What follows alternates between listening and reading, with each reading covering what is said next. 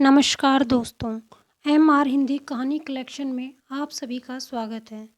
आज हम सुनेंगे भक्त ध्रुव की कथा कि एक बालक कैसे बना ध्रुव तारा। तो आइए चलते हैं कहानी की तरफ। एक बार की बात है, राजा उत्तानपाद थे और उनकी दो रानियां थीं। एक रानी का नाम सुनीति और दूसरी रानी का नाम सुरुचि था। सुनीति बड़ी रानी और सुरुचि छोटी रानी थी। रानी सुनीति के पुत्र का नाम ध्रुव और रानी सुरुचि के पुत्र का नाम उत्तम था। राजा उत्तानपाद का रुझान छोटी रानी सुरुचि की तरफ ज़्यादा था, क्योंकि वो देखने में काफ़ी सुंदर थी। लेकिन रानी सुरुचि अपनी सुंदरता पर काफ़ी घमंड करती थी। वहीं बड़ी रानी सुनीति का स्वभाव सुरुचि से बिल्कुल अलग था। रानी सुनीति काफ़ी शांत और समझदार स्वभाव की थी। राजा का सुरुचि की तरफ अधिक प्रेम देखते हुए रानी सुनीति दुखी रहती थी। इसलिए वह अपना ज़्यादा से ज़्यादा वक्त भगवान की पूजा अर्चना करते हुए बिताती थी। एक दिन सुनीति का पुत्र ध्रुव अचानक अपने पिता राजा उत्तानपाद की गोद में जाकर बैठ गए। वह अपने पिता की गोद में बैठकर खेल ही रहे थे कि वहाँ छोटी रानी सुरुचि पहुँच गई।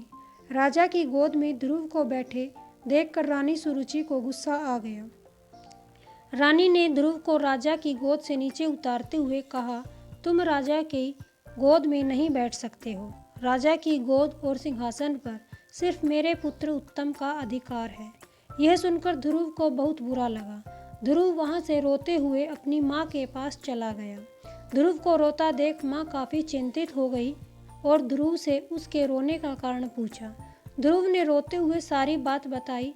ध्रुव की बात सुनकर माँ की आंखों में भी आंसू आ गए।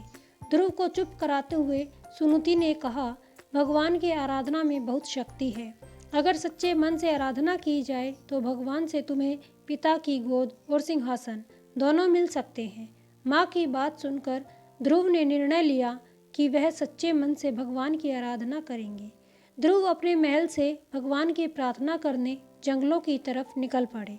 उन्हें रास्ते में ऋषि नारद मिले।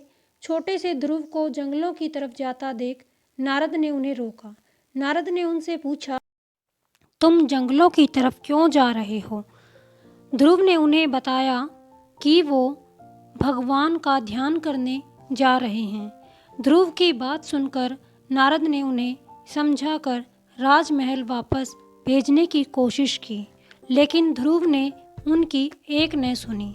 ध्रुव के निर्णय के कारण नारद ने ध्रुव को ओम नमो भगवते वासुदेवाय मंत्र का जाप करने को कहा। इसके बाद ध्रुव जंगल में जाकर इस मंत्र का जाप करने लगे। उधर नारद ने महाराज उत्तानपाद को ध्रुव के बारे में बताया। बेटे के बारे में सुनकर महाराज का मन चिंतित हो गया। वह ध्रुव को वापस लाना चाहते थे, लेकिन नारद ने कहा, ध्रुव प्रार्थना में डूब गया है और अब वापस नहीं आएगा।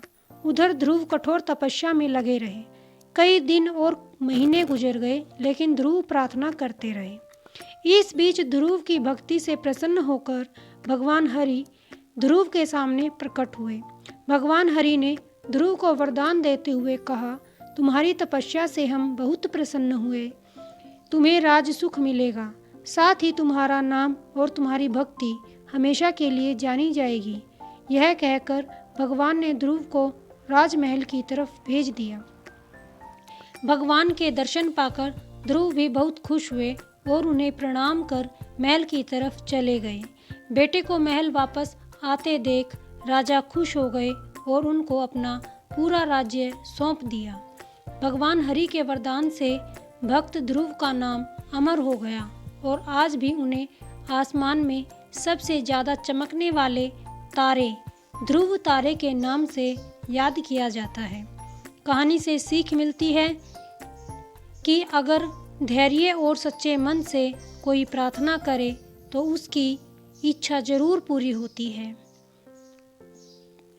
कहानी सुनने के लिए धन्यवाद और ऐसी ही कहानियाँ लगातार सुनते रहने के लिए हमारे MR हिंदी कहानी कलेक्शन को सब्सक्राइब जरूर करें।